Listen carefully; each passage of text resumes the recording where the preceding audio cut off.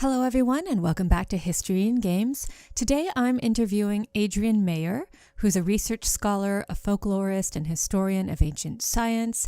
She's the author of many fantastic books on robots, Amazons, and dinosaurs, and their connection to real scientific observations made by people in antiquity like the ancient Greeks and Romans. This was such a fun interview. We talked quite a bit about video games like Horizon Zero Dawn and Horizon Forbidden West. We touched on games like God of War, Nier, Far Cry, Blood Dragon, and we talked about Wonder Woman and just how all of these subjects are not only popular with people, but the stories about these monsters and heroes and advanced robots were based on reality, real ideas and observations people had made in the past, and how these observations are being validated by modern archaeologists, paleontologists, and historians today. So I hope you enjoyed this podcast. If you do, please consider supporting me on Patreon at patreon.com/MEGHANR Sullivan so I can make History in Games a full-time gig. I believe in the power of history and the power of video games as a vehicle to educate people, whether it's about history or science or art or any number of scholastic disciplines. So again, thank you so much for being here and please enjoy. So I guess the way we can begin this interview is I'll have you sort of introduce yourself and who you are and what your work is. And I know that I'm curious about this, like how you sort of got into the field of research that you did, because it sounds like an interesting story. It seems kind of random. I don't have much of a trajectory, but in my own mind, all my books are actually connected in some way, but they seem very separate to outside observers, I think. Well, I mean, you can see that there is a through line, that there is I think I was, when I was researching your work, someone used the term geomythology to sort of explain that a lot of these things that seem fantastic, Amazons and dinosaurs and ancient robots and futuristic robots. I mean, these are based on real things. So how did you stumble into, I guess, have you always been interested in history and dinosaurs and Amazons, or how did that come about? Well, I've always been interested in the sort of like the things that should be outtakes or curious oddities and peculiarities about ancient history, and I was always thinking that especially in mythology and legends about nature or animals, things like that, things in the natural world, that there must have been some sort of core of truth or nugget of scientific and historical reality, that somehow these myths have embedded in them real observations and attempts to interpret very puzzling things that people saw in nature before the invention of science. So what I'm really interested in are the first inklings of science, or the inklings of scientific impulse, I guess you might say. So all of my books do have that thread, I think, of trying to find out if there are any real germs of truth or insights and perspectives from antiquity that show that people were really paying attention and trying to explain weird things in their culture or in their landscape. Yeah. So my first book was about you just held it up as the first fossil hunters. Yes. My husband suggested that I call it the fossil hunters in togas. First fossil hunters. Because actually, pre-scientific people from all cultures who live in fossiliferous lands, of course, would come across gigantic or remarkable bones that were larger than any animal they knew in real life. And you don't just, you plow up a thigh bone that's as tall as you are, you don't just toss it aside, you try to explain it. So I was really interested in that. I couldn't believe that no one else tried to ferret out that information. So I worked on that, and I looked at about 25 or 30 ancient Greek and Latin authors, and I found at least 100 instances where they describe finding large bones that belong to creatures they couldn't identify. And of course, they attempt to identify them. So they relate them to the mythology they had about giants and dragons and monsters and sea serpents and things like that. So I think this really ties into all the gamers' imaginations, because we love recreating creatures that we've never seen, but we've got evidence, we've got traces of them. So I I think there's a continuity there. Gosh, you really put your finger on the pulse of things, which is in pop culture. Amazons, robots, dinosaurs, they're everywhere, particularly in video games, whether it's, and they love to combine these things too. So Yeah. before the interview started, I was showing you pictures of a character named Aloy from a Yes. series called Horizon, and she's a strong Amazonian woman who fights robot dinosaurs in a post-apocalyptic world. And then you've got other games like Far Cry Blood Dragon, where you're fighting dinosaurs with lasers, and games like Near Automata about, these androids who have basically, they're all that's left in a post-apocalyptic world. So the humans are, no one knows where they went. And we are just fascinated by Amazons and dinosaurs and robots, and it keeps coming up again and again. I mean, I'm wearing a Wonder Woman t-shirt, right? Like Amazons are part of pop culture. And I guess this is kind of a profound question to start off with, but what is it about dinosaurs, robots, Amazons? What is it about these subjects that is just so fascinating to people? Why are we so obsessed?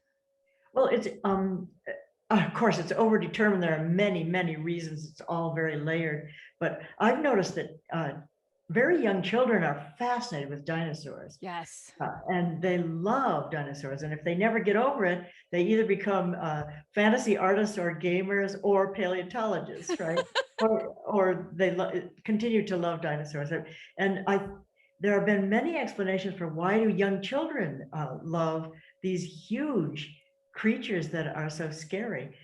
They love them because they're really powerful, and they already are under the thumb of their parents, and so they sort of like want to become the allies of these other powerful creatures. That's one pediatrician, child psychologist view of why children love dinosaurs. But I think we all love to be in awe and actually afraid of things that are really powerful and strong, that are just they seem to overwhelm us puny humans. And yet somehow, if we can face them and sort of either interact with them to become allies with them, or maybe even more common, destroy them, then we feel braver and stronger ourselves somehow. So there's just this fascination with things that are awesome and more powerful than we are. And dinosaurs fit that bill. And then you can also let your imagination roam and just send it out there, because we don't really know what dinosaurs were really like. We have to use our imagination. So we actually have to tap into that fantasy side of ourselves to bring them to life. And then robots are very similar in that way, that they're very powerful. They seem something like us, but not quite. And so they're machines, and kids are also fascinated with robots and machines, I know. So it's a really strong impulse for us to be fascinated with machines, and a combination of dinosaurs with machines. How can you resist? It's almost perfect. And I love all this art. I guess it's called retrofuturism, or future past, sort of imagining abandoned abandoned robots from somehow a lost advanced civilization that once had these advanced machines, and that you would then find them, or that they would come to life again, or something like that. I think Laputo was one of the first kids' stories about an island with abandoned robots. And now there are just so many artworks and then video games about robots from some advanced civilization that are coming to life again. And like you say in Horizon, I watched a 25-minute clip of Horizon, and I just loved it. It was really cool. And I love her name, Alloy. It means combining metals to make a machine resistant to corrosion and stronger than it would be otherwise. So her name is really cool too. And I just like learned that something new. Amazons always have these really cool names. So she's a perfect Amazon. I love it. It's Oh my gosh. yeah. I love that you love it. I did not know that about her name. I never gave much thought to her name. I just learned, I was today years old when I learned that. So Yeah.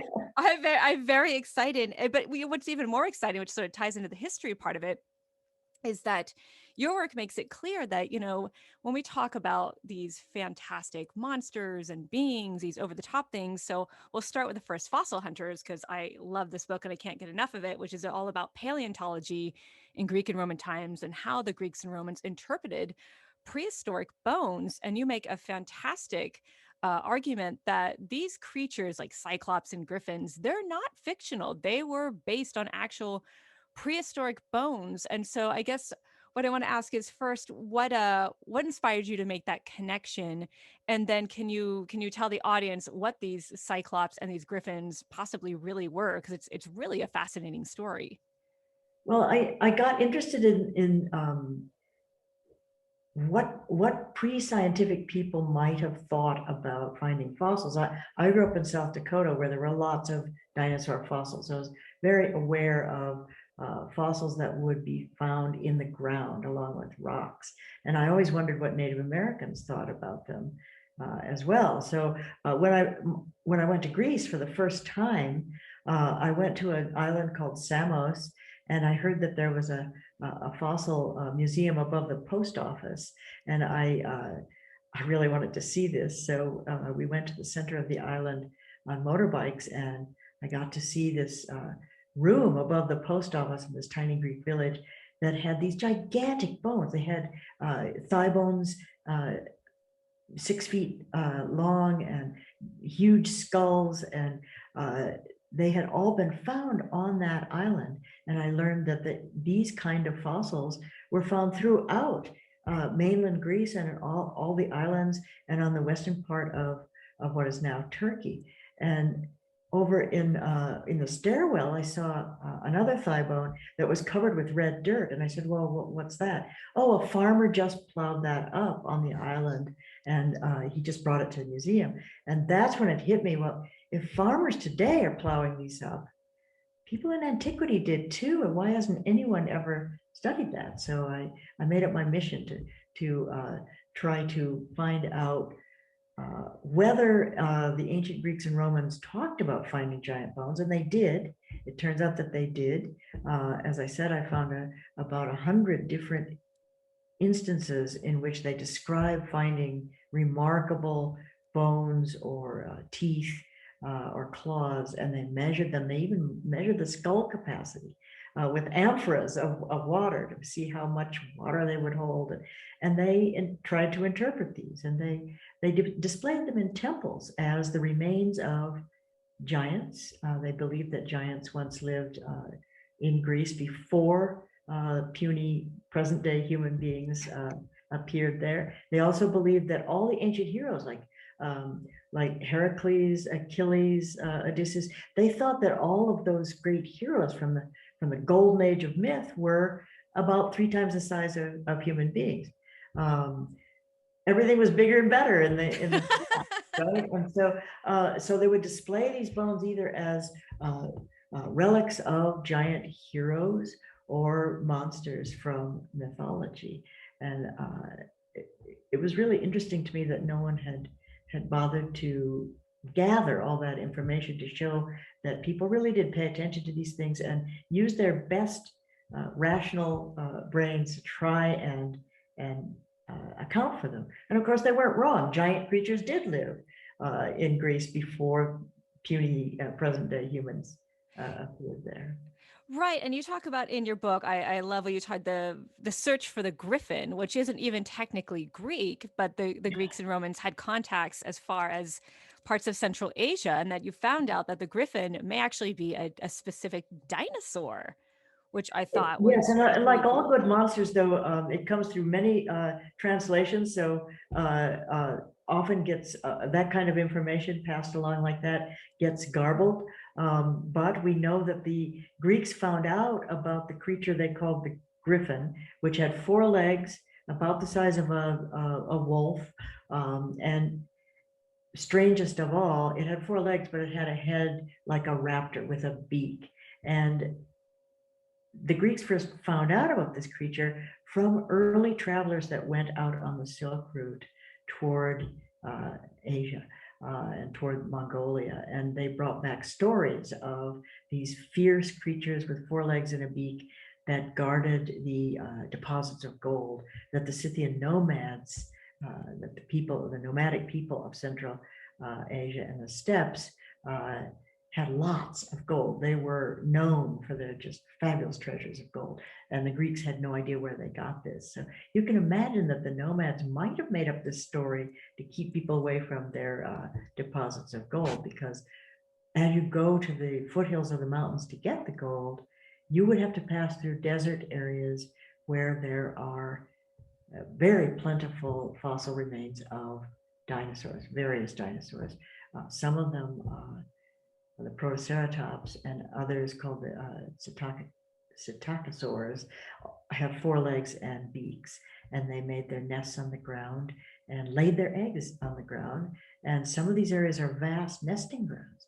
And I've talked to paleontologists who say you cannot walk through this area without coming across beautifully articulated dinosaur skeletons, some of the most exquisitely preserved dinosaurs fossils in the world. There's some in a standing position, and they erode out, the beak comes out first and then the rest of the body. So you can imagine that people made stories about these fantastic creatures that they saw that seemed to be a combination of mammals and birds, which is how we think of dinosaurs today too. So the insights are early insights and first inklings are right there. Yeah, it sort of came full circle, didn't it? That, Yeah. we're kind of rediscovering now that some dinosaurs had feathers, and That's they did right. And have.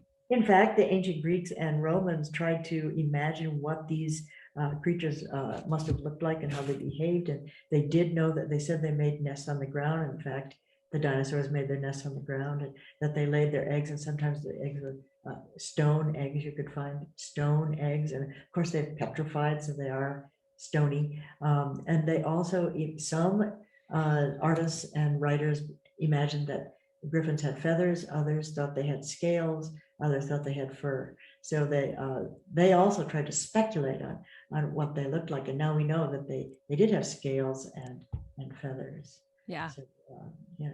So they were right. The ancients were way ahead of us. And I like that you include pictures of so for the idea of a cyclops, I'll put in some B-roll so people can see this a little more clearly. But you said that, cyclops may have been inspired by mammoth bones, and that if you stand a mammoth, on its hind legs, I mean, this is the stuff of nightmares. I mean, no wonder they thought that cyclops may have been a real thing. If you're coming across these scary bones in Italy and Sicily, and you're like, what was this thing? And you've never Yes. seen an elephant until Alexander the Great, you don't know. Yes, that's right. And so if you go to a museum of natural history and stand in front of a mammoth or mastodon skeleton, or even a modern elephant skeleton, there's a large hole in the center of the forehead. The eye sockets are very small on the side. You wouldn't even notice that. What you'd notice is that big hole in the front. And you might naturally imagine that that's the eye socket, a single eye socket. So that idea was first put forth by an Austrian paleontologist in about 1914. It wasn't really taken up, but I delving into the history of early paleontology, I discovered that he speculated that ancient sailors found prehistoric fossil elephant skulls in caves. They're very common in the Greek islands, Aegean and the Mediterranean. And sailors would find these caves with this gigantic skull with a single eye socket, and then scattered bones all around. And they would imagine a large one-eyed ogre with cannibalistic tendencies. Yeah. And I can see why, and I can also see why if you come across these giant bones that look human, you might think that these are the heroes of old. Because one thing that I love about the first fossil hunters, that you answer a question I've had forever reading ancient authors like Herodotus, is you have, all these ancient Greeks looking for the heroes' bones, their favorite heroes and their bones. Yeah. And they would go to very specific places and get very specific bones, and they would have pomp and circumstance bringing these bones back. And if you don't know any better, you think, what about you gullible Greeks? Like, who would actually believe this? But these were probably giant mammoth bones, or giant prehistoric mammals or dinosaurs that they were Yes. that they were dealing with. So to them, it was very real. Yes, and of course, Greece and the whole Aegean area is subject to earthquakes. So the bones are not articulated like the ones in Central Asia. And there are no dinosaurs in that area. They're all prehistoric mammals, so very large early mammals like mastodons and mammoths and giant rhinoceroses and things like that they were finding the bones of, but they're jumbled and scattered. So, and some of them are crumbled. So what you usually find are the most durable and largest bones, like a shoulder blade or a thigh bone. And a thigh bone of a mammoth is about 3 times the size of a human thigh bone. Oh, And they geez. knew human anatomy very well. And I find it interesting that they thought that their ancient heroes were 3 times the size of puny humans of today. And of course, mammal bones all have the same morphology. They look the same. A mammoth thigh bone looks exactly like a human thigh bone, but 3 times as big. Yeah, what's interesting though about hero worship in ancient Greece is, even today we still think of our superheroes as super powered. They're bigger, they're stronger, they're faster. But in modern times, they tend to be on the side of moral righteousness and defending the good and the weak, and they stand for justice. And I can't help but notice that in ancient Greece, that was not the case. That a lot of these heroes would, they're pouty and sulky and indiscriminately killed. Cough, Achilles, cough, and you've got wily Odysseus and all of these heroes who they really weren't so nice, and they would use, and just to bring up another book that you wrote about Greek fire, poison arrows, and scorpion bombs, which is all about just ancient biological warfare and tactics. And you have a whole chapter dedicated to how, like, heroes like, you know, Heracles and, yeah, Achilles and Odysseus, I mean, they were not ashamed to use underhanded tactics and unconventional warfare. And I wanted to know if you could talk a little bit about their methods, and how is it that, like, what defined an ancient Greek hero, because they weren't morally that great. I No, don't that's know. very interesting. That's, they're flawed. They're very. You could say that they're superhuman, and their flaws are super too. I mean, they cause a lot of death and mayhem and destruction. All of these heroes. The Greeks, of course, saw them as well-rounded human beings with tragic flaws, and of course the goal of any ancient Greek hero, whether living or mythological, is to die honorably in face-to-face combat. And if you go to the myths, not one of the ancient heroes dies in that heroic manner. They all have ignominious deaths. They really do.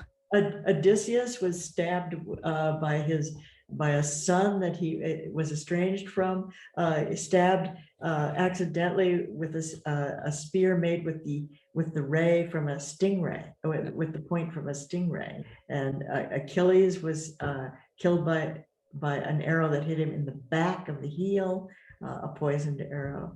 And we know that Achilles poisoned his own arrows and spears because Odysseus's son tripped against Achilles' spear on the way to the Trojan War and received a suppurating, unhealing wound because it was poisoned. And Homer tells us that Odysseus goes to a special place in Greece to find poison plants to put on his arrows.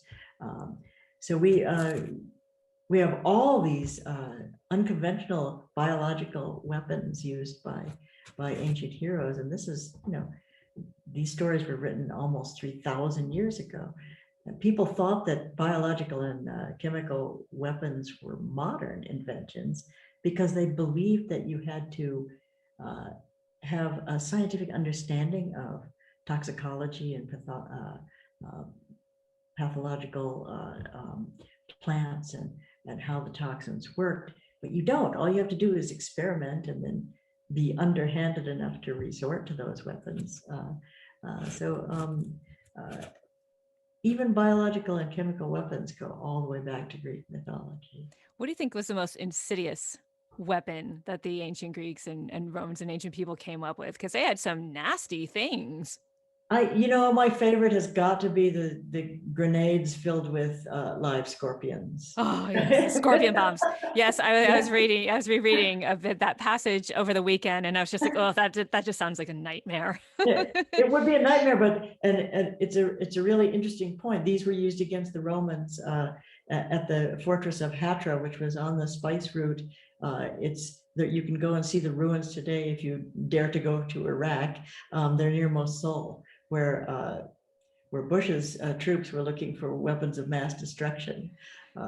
That's Back ironic. in the 2nd century AD, the people of that fortress went out into the desert and packed terracotta pots filled with death stalker scorpions alive, and then sealed the pots and waited till the Romans put their ladders up and began climbing the walls and just throw the pots down on them, and they smash against the Roman armor. And the point, as you bring up, is really insidious, nefarious, horrible idea, nightmarish idea. That's one of the points of biological and chemical weapons, is that is the psychological effect. It doesn't even matter if the scorpion stung anyone, just the idea that these pots are breaking on you and the scorpions are crawling out. Yeah, that's just terrifying to even think about. You're right. If they were lucky enough not to get stung, they probably panicked. I know I would. They did. They withdrew their siege, and Romans don't usually do that. They usually stick around, but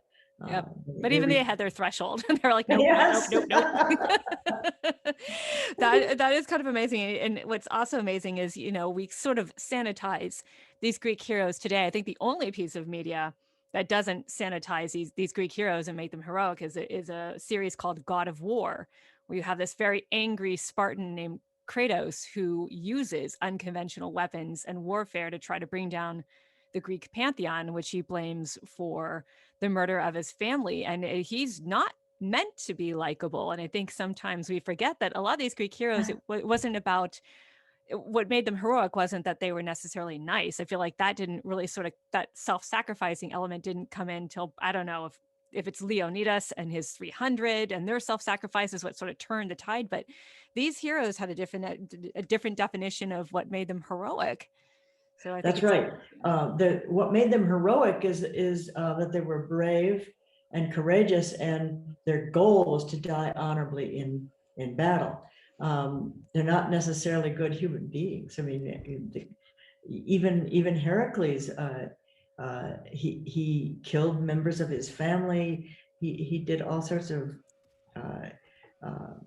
what we would call unheroic acts. And Achilles, of course, he won't give up his slave woman captive of war. And Odysseus is the one who's poisoning his arrows, and even the king of the land where he goes to get the poison plants says, well, this is really underhanded. This isn't a very noble weapon. And yet he's one of the greatest heroes of Greek mythology. But the Greeks knew this, and these heroes also had tragedies written about them because they're flawed and they have all these characterological problems. I don't think the idea of the self-sacrificing hero came into most people's minds in Europe until after the Middle Ages and Christianity. I think that's when we get these knights who are fighting dragons and die heroically. That's really interesting. But what's even more interesting is that you have all these heroes, and yet almost none of them are women. That women in ancient Greece were always kind of they either needed rescuing or they were kind of the bad guys. If you look at Clytemnestra and you look at Helen, her sister Helen, of Sparta, Helen of Troy, and you look at Medea, even in real life, there were not many women warriors, but there was one woman, Queen of Halicarnassus, Artemisia, who was the first naval commander in history. And the Greeks put a bounty on her head because they're like, nah, I can't, no, Yeah. women can't fight. And they were, No, Greek men had a problem with strong, independent women. They they, kept their own women pretty restricted. yeah, A proper Greek wife and daughter and sisters and mothers all were expected to stay at home and mind children and weave. And I think all these myths that you just mentioned about the strong, independent women, they're very frightening. And you can talk about Medusa in that way too, but so they had a problem with that, but they're also fascinated with the idea of strong, independent women, as long as they're not Greek. So all these yes. myths about Amazons, they're fierce female warriors from foreign lands. And so they love those stories. I mean, the fact that we have over 200 names that have survived from antiquity of Amazon warriors shows how wildly popular these stories were. Everyone must have known hundreds of these stories by heart, or they were familiar with them. So they had this sort of ambivalent push-pull, fear, awe, respect, and desire for those strong warrior women. And we were just talking about how the Greek heroes, none of them die heroically in face-to-face battle. Every single Amazon that we hear about achieves that heroic goal. No Amazon ever died of old age. Some Greek heroes did. I mean, Jason of Jason the Argonauts, he died an old man. He was taking a nap next to his rotting ship, the Argo, and a timber fell from the ship and killed him. So Theseus, the founder of Athens, he died an old man. So no Amazon ever died of old age. They always died in battle. That's so ironic that men Yeah. project this fantasy on these women. They're terrified, but they're fascinated. And you wrote a book that explains that the Amazons were not fictional; that they were in fact based on real women warriors from Central Asia and the nomad steppes. Yes, we have all these myths, but thanks now to archaeology, I would say fairly recent and spectacular archaeological finds in the area around the Black Sea and then extending all the way to Mongolia and even China. There really were warrior women in the nomadic culture that stretched from the Black Sea all the way to the Great Wall of China. In fact, the Great Wall of China was built to keep these people out, to protect China from these fierce, warlike people, where the women and the men actually went to battle together. And we now know that the Greeks would have met some of these Scythians as they began exploring around the Black Sea area.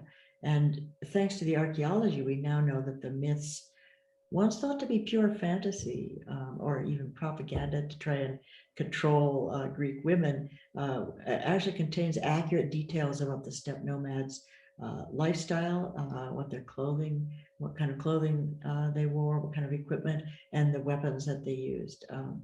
In Greek face paintings, we can see that the Greek artists began to make them more and more historically and culturally accurate in their weapons and show them on horseback using bows and arrows and spears and battle axes. And it just becomes more and more accurate the more they know about these women. Yeah, it's really interesting that dichotomy of strong, independent women, but also they're to be feared, and you send heroes after them, and yet it's the women who have to take care of so many things for men, and they don't get credit. So we were just talking about Jason, who he dies a lonely old man, and he gets in real trouble because he abandons his wife Medea, which may not have been the smartest thing. He already knew that she was capable of some pretty nefarious things herself, and it's Medea who helps the Argonauts in a lot of their adventures, and she's the one who sort of brings down, kind of sliding to our next subject about robots and AI, which is so fascinating. And she's the one who figures out how to bring down the great robot of Crete, Talos. And she's the one who figures it out. And she's sort of, shunned by the ancient Greeks. But if it weren't for her, I mean, the Argonauts would have been in real trouble against this automaton. It's crazy. It's interesting. Medea, of course, is not Greek. She's from the exotic lands of the East. She's from that area that would now be the Republic of Georgia. So across the Black Sea. And you're right. Jason and the Argonauts are just they just sort of passive and clueless throughout that epic, and she's the one who figures everything out and saves their lives many times over. Um, I think of her as sort of a techno wizard. I mean, she figures out how to destroy this giant robot called Talos, a bronze man who is half machine, half human, mostly machine. He's made of bronze, but he does fit our modern definition of robot because he's self-moving, he has internal workings, and he has a power source. And that's the definition of a robot today. He has inner workings are described as a single artery or vein or conduit that goes from his head down to his toes. And the power source pulsates in that tube, which is described. The word they use for it in antiquity is vein. So they use a biological word for it, but he is a machine. And what is the power source? It's ichor. And ichor is the life source of the gods. It's what makes them immortal. It's this mysterious life fluid of the gods. So that's his power source. And his whole vivisystem, if you want to call it that, is sealed with a bronze bolt on his ankle. Well, Medea knows this, so she says, well, they say, he might be immortal. He's got ichor, but if we remove the bolt, it'll all bleed out and we could destroy him. So she somehow convinces Talos that she can make him immortal. He doesn't realize his own nature. He doesn't know that he's immortal. So he agrees to this. And that's kind of a human aspect of Talos, that this sort of AI robot would make a decision on his own that is not expected by the person who made him or the person who is deploying him. Do you say I kind of see him as a sympathetic character? Do you agree that Yes, Talos is a sympathetic character because of those absolutely. human attributes that he has? Yes, and he wants to be immortal, invulnerable, and the vase paintings that show Jason and Medea using a tool to remove the bolt on his ankle. In those vase paintings, Talos is very humanized, and there's one vase painting that shows him falling backwards, and his eyes are rolling back, and there is actually a tear that is dripping from his eye. So we know that, like as you say, the Greeks felt sympathy for him. After all, he's just killed for doing his job, right? He's supposed to protect the island of Crete from invaders, and Jason and the Argonauts are the invaders. So it's a complex story. It is a complex story, and it sort of combines, this strong woman with robots and heroes who are a little bit complex themselves. Their pasts Absolutely. and their futures are kind of messy. That's right. That's right. That's right. There. And I think that's why they have an enduring appeal today, and that's why I think the best games are probably the most uh, complex, so that you have layers of emotions and reactions to what's happening in the characters. Yeah, there's a series called Near that is very much about the future of androids and robots and a post-apocalyptic world, and your characters, your heroes do some kind of unsavory things. You begin to wonder, am I really the hero here?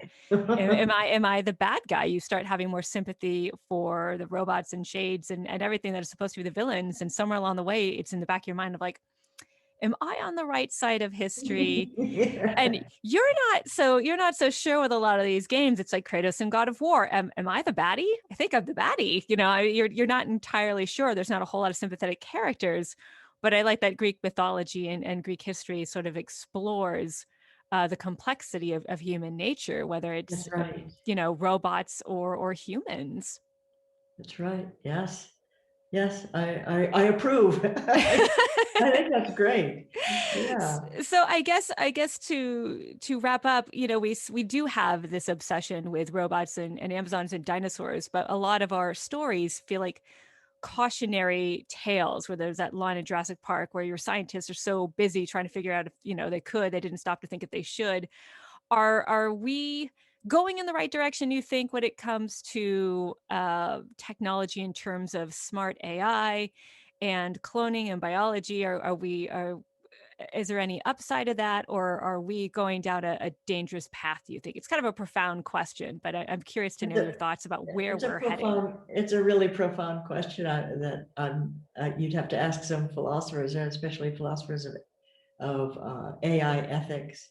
But I do notice that in the mythology, the Greek mythology about automatons and artificial life, a lot of those doubts and qualms are embedded in the early mythology. And even Sophocles, the great playwright, in one of his tragedies, talks about how human beings just have this magnificent creativity and ingenuity and inventiveness and innovation. And he warns that it can be used for wonderful things, but it also can be used for evil. So this idea of advanced technology being only good is, of course, not true. We can all think of all the bad things that can be done with AI and surveillance, things like this. I mean, they're always presented to us. All these new technologies are presented as beneficial, but we can, even we, non-technological people, can figure out and foresee the dangers to us. And so I think trying to create artificial life or imitate nature or even improve on it or even surpass it, it contains some dangers. Right. Actually, let's end on a happy note. I have a question about Wonder Woman. Thoughts about Wonder Woman. Is she a good Amazon? We talked about that Amazons aren't actually Greek, but aside from that, do you like Wonder Woman? Do you feel that she is a good representation of a strong warrior woman? I like the fact that Wonder Woman is always fighting for truth and justice in the same way that Superman does. So I do like Wonder Woman, but I especially like in the first Wonder Woman movie, the first third of the movie, where it shows her training or watching the Amazons of Themyscira training, and the fact that the directors chose real athletes instead of just actors, Right, supermodels. supermodels or extras. She chose women who were skilled and strong, every color, every size, every age.